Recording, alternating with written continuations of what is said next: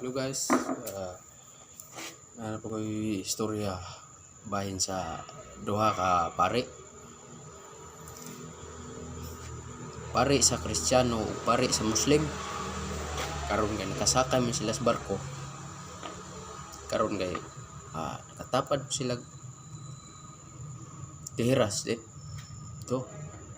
Karon kay na timingan man na ibagyo man na karon. Na lunod ang barko, lunod. Duha ka pari kinaning kamot man nga maluwas sila. Langoy. Sige, ampo.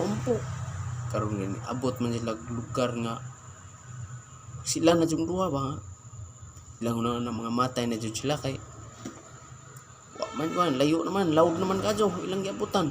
Karon ingon na si kanang pare sa Kristiyano nga padir kong Muslim sa may maayo kung maghinulsol na lang ta sa atong mga sala kay matay ta ni may na makahinulsol naman ta kung magtinug-anay na lang ta unsay na nga nabuhat nato sa atong pagkapare. Sige, wala problema. Ako mangutana ko nimo, pader kong Muslim. Mangutana ko nimo. Sultis tinod, nagkakaon na siya baboy. Ingon ang Muslim, oo. Nagkakaon ako, pader.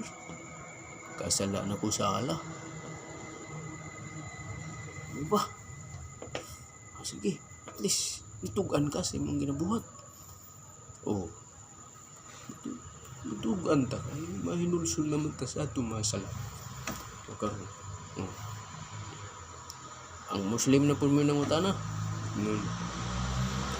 Pader kong Kristiyano. Ako na pud mangutana sa inyo. Sulti sa Tinuod. Mangutana ko.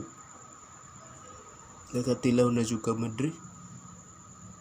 Ingon pare sa Kristiyano. Oo. Lami pa baboy. Thank you mga guys. Marto ako. Please subscribe my YouTube channel and likes. Thank you.